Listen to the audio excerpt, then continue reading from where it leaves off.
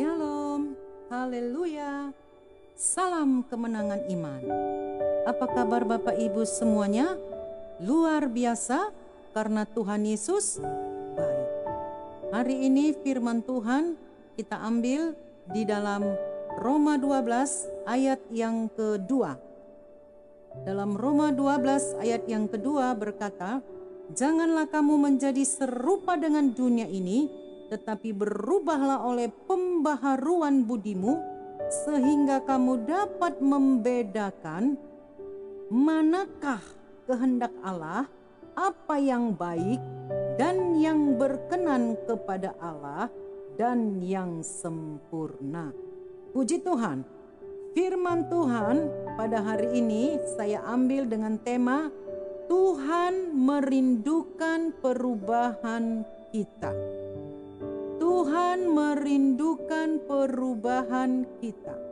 Roma 12 ayat yang kedua tadi berkata, "Janganlah serupa dengan dunia ini."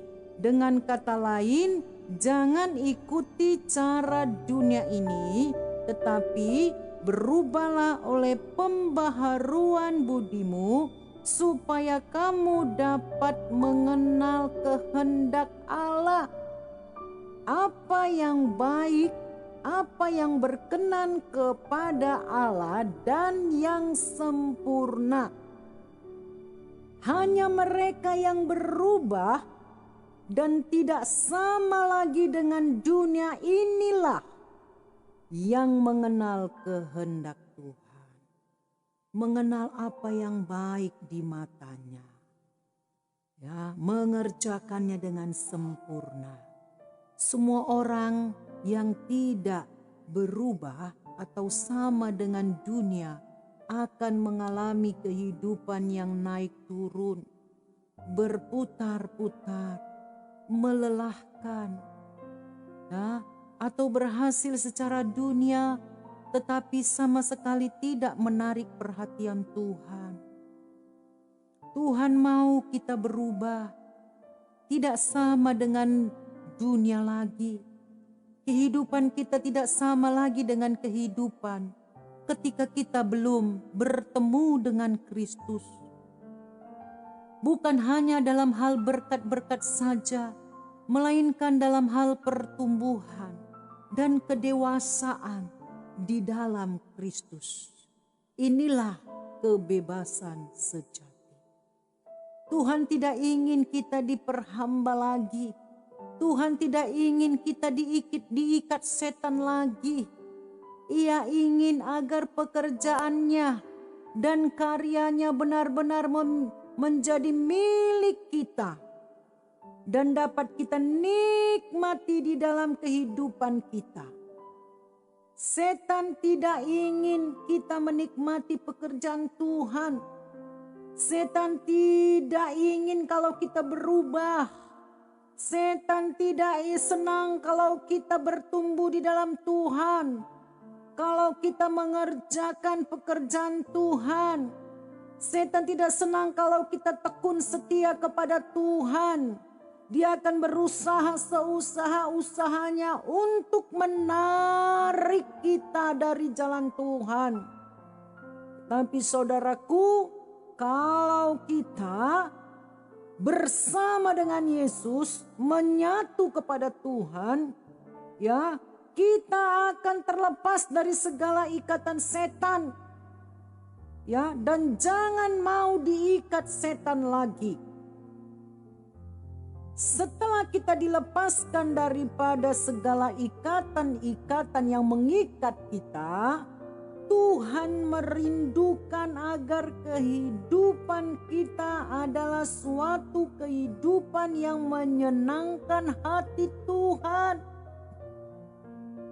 Kehidupan yang menyenangkan hati Tuhan adalah kehidupan yang berpusat kepada Tuhan. Kehidupan yang berpusat kepada Tuhan adalah kehidupan yang berpusat kepada firman. Kehidupan yang berpusat kepada firman adalah kehidupan yang bertumbuh di dalam Tuhan. hanya dengan kehidupan yang berpusat kepada firman Tuhanlah kita mengenal dan mengerti kehendak Tuhan yang sempurna di dalam kehidupan kita. Amin. Ya, kehidupan yang berpusat kepada Kristus, kepada firman Tuhan, ya, itulah yang mengerti panggilan Tuhan dalam hidupnya, kehendak Tuhan di dalam hidupnya. Memang setelah kita diselamatkan, kita tidak boleh lagi hidup sebagaimana kita hidup dahulu. Itu sebabnya Paulus berkata dengan sangat jelas bahwa kehidupannya adalah kehidupan yang berbeda setelah Kristus hidup di dalam dia. Galatia 2 ayat 20. Ya, Paulus berkata yang kuhidupi adalah Kristus. Aku hidup di dalam Kristus. Hidup di dalam firman. Hidup dalam firman adalah hidup dalam iman. Sungguh ini adalah kehidupan yang mengenal kehendak Tuhan dan yang menyenangkan hati Tuhan. Inilah yang menjadi kehidupan kita. Amin. Kita tidak diselamatkan untuk mengejar kehidupan kita yang dahulu. Kita tidak ditebus agar lebih mudah dan lebih berhasil mencapai apa yang kita inginkan dahulu. Kita tidak diangkat untuk ambisi dan menggenapkan kerinduan kita, melainkan kita ditebus supaya kita mengerjakan kehendak Tuhan dan menyenangkan hati Tuhan. Kita menjanjikan bahwa apabila kita mengejar kehendak Tuhan, maka Tuhan akan memberikan kepada kita kerinduan hati kita. Tiap-tiap hari kita diperbaharui. Haleluya. Jelas sekali bahwa kehidupan di dalam anugerah keselamatan bukan untuk memuaskan keinginan kita lagi hawa nafsu kita, melainkan adalah suatu kehidupan yang berpusat kepada Tuhan, yang mengenal dan mengerjakan kehendak Tuhan, dan kehidupan yang menyenangkan hati Tuhan. Inilah yang tidak diketahui atau tidak dilaksanakan oleh banyak orang. Jadi Bapak Ibu, saudaraku yang kekasih, yang pertama melakukan kehendak.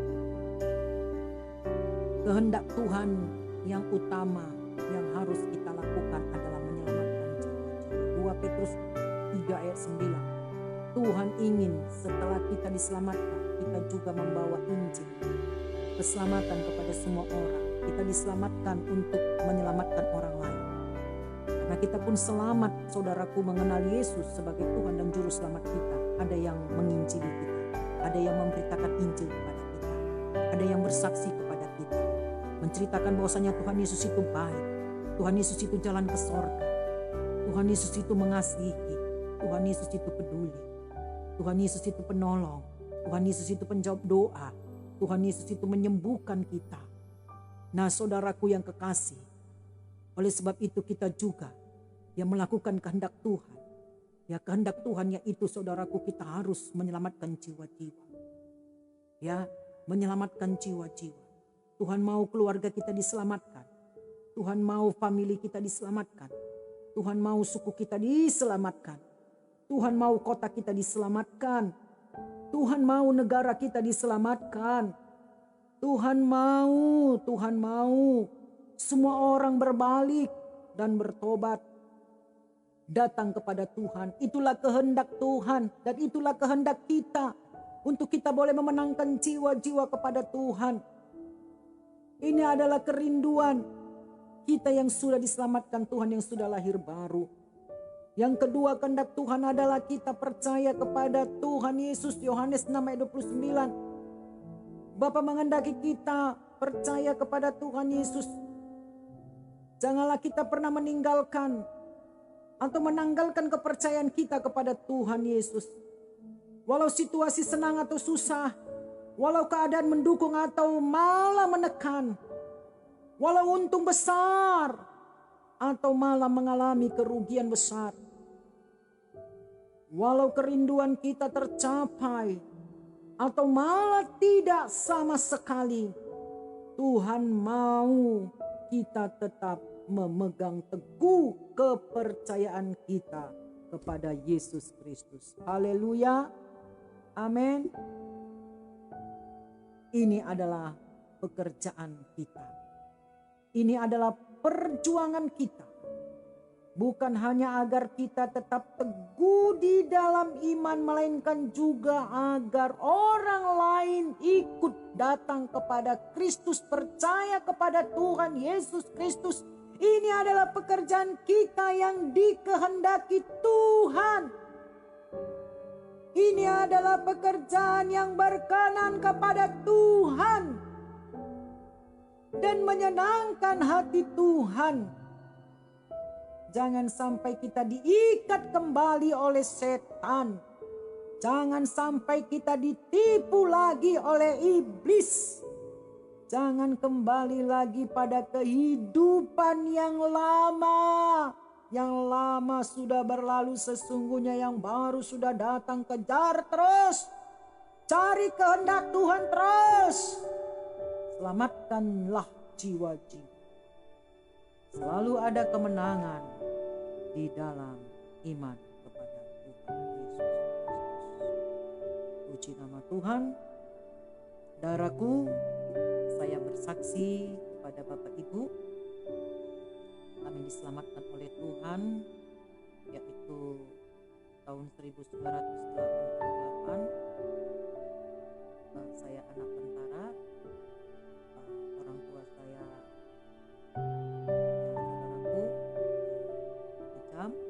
otoriter, ya kalau AA juga ada nego-nego. Nah, saudaraku yang kasih, disiplin luar biasa.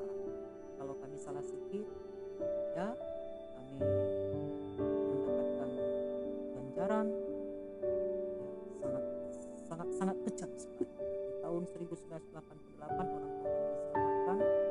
Pada waktu itu orang tua saya mau Medan mengadakan rapat karena dia ketua Ringkopat, tapi setelah sampai di Medan, puji nama Tuhan, dia bertemu dengan Pendeta Dr. Benjamin Munte, dan orang tua saya menerima Yesus sebagai Tuhan dan Juru Selamatnya, dan dia bawa Kristus Yesus itu ke dalam hidupnya, bertakhta dalam kehidupannya, berkerajaan dalam kehidupannya. Dan setelah pulang orang tua kami ke tebing tinggi, kami pun dilayani oleh orang tua kami. Dia berkata, di luar Yesus hidup kita tidak ada artinya. Di luar Yesus hidup kita binasa. Hanya dalam Yesus saja hidup kita berarti. Nah, setelah itu saudaraku, kami pun mengenal Yesus sebagai Tuhan dan Juru Selamat kami secara pribadi. Haleluya. Dan tiap-tiap hari kami mengalami perubahan. Kami bersaksi, kami melayani jiwa-jiwa, kami suka berdoa, kami membela satu dengan yang lainnya. Tiap hari kami membaca Alkitab, tiap hari kami berdoa bersama dengan kami. Ya, bagi Bapak Ibu, marilah, pastikanlah, ya, alamilah kuasa Tuhan, terimalah kelahiran yang baru. Semakin hari dipenuhi oleh firman Tuhan, semakin hari mengenal kehendak Tuhan, dan semakin melakukannya dalam hidup kita, dan semakin diubahkan. Dengan demikian, berkata bukan yang dulu lagi. Aku sudah menjadi manusia baru di dalam Kristus. Haleluya. Tuhan Yesus memberkati kita. Mari kita berdoa dan ikut-ikut apa yang saya katakan dalam pengakuan iman. Saya telah ditebus oleh darah Yesus. Saya telah diselamatkan oleh anugerah Tuhan. Saya tidak sama dengan dunia ini. Saya menolak untuk sama dengan dunia ini. Saya menolak untuk kembali kepada hidup yang lama saya. Saya memiliki kehidupan baru di dalam Tuhan Yesus. Saya mau mengerjakan kehendak Tuhan di dalam kehidupan saya. Saya mengejar perubahan hidup dalam hidup yang kekal. Saya mau menyenangkan hati Tuhan. Amin. Tuhan Yesus memberkati.